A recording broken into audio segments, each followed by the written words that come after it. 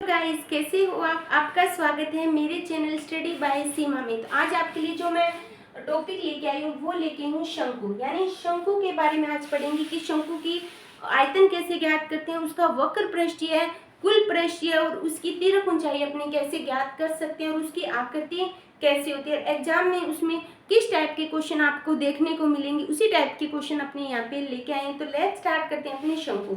शंकु की सबसे पहले अपनी अगर आकृति देखें तो आपने त्रिभुज की आकृति देखी होगी, लेकिन अंदर से वो क्या शेप होती है? Round shape.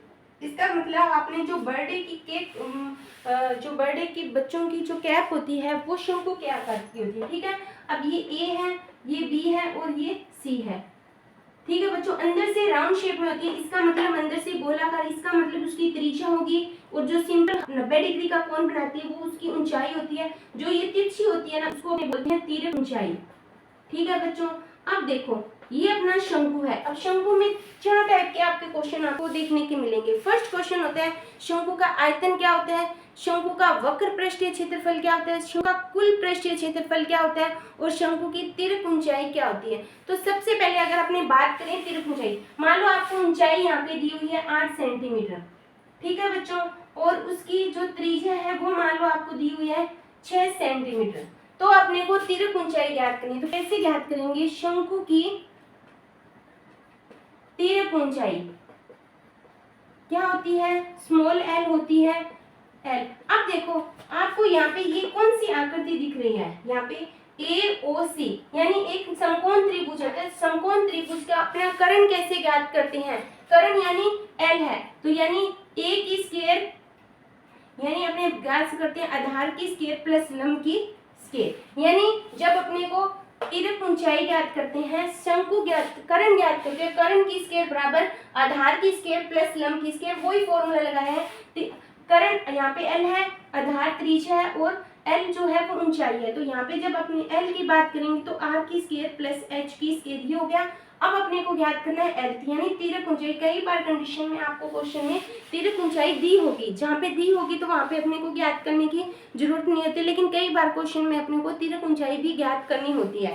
ठीक है बच्चों, तो त्रिज्या कितनी है अपनी?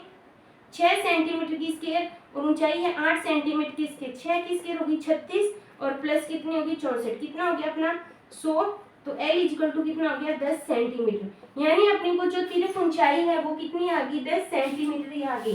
फर्स्ट क्वेश्चन आता है अपने को तीरक ऊंचाई का। जो सेकंड क्वेश्चन आता है वो आता है शंकु का वक्र पृष्ठीय क्षेत्रफल। शंकु का वक्र पृष्ठीय क्षेत्रफल क्या होता है? शंकु का वक्र पृष्ठीय होता है पाई आर एल।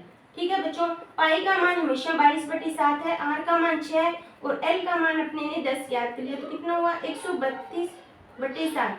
इसको आगे हल कर सकते हैं, यहाँ तक भी छोड़ सकते हैं, कोई दिक्कत की बात नहीं है। उसके बाद थर्ड जो क्वेश्चन आता है वो आता है शंकु का कुल पृष्ठीय, शंकु का कुल पृष्ठीय क्षेत्रफल वो होता है अपना पाई आर प्लस एल। ठीक है, पाई का मान 22/7, आर का मान 6 और आर है 6 प्लस 10, तो कितना हो गया? ये हो गया अपना 132/7, ये हो गया 16। इसको हल करोगे डायरेक्ट अपना आंसर आएगा, ज्यादा हार्ड नहीं है। और जो थर्ड क्वेश्चन फोर्थ आता है वो आता है शंकु का आयतन।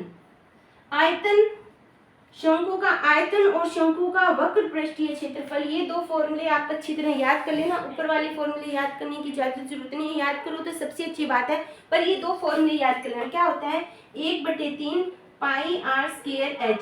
तो 1/3 पाई का मान होता है 22/7, आर का मान 6, तो 6 की स्क्वायर और ऊंचाई कितनी होती है 10। जब इसको सोल्व करेंगे तो कितना आ जाएगा अपना?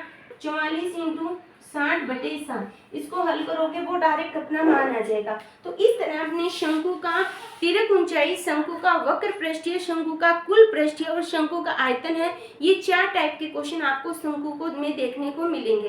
तो आई होप आपको ये जो शंकु वाला टॉपिक है वो अच्छी तरह समझ आ गया होगा। वीडियो अच्छी लगे तो लाइक करना और वीडियो को ज्यादा से ज्यादा अपने दोस्तों में शेयर करना। थैंक यू बच्चों।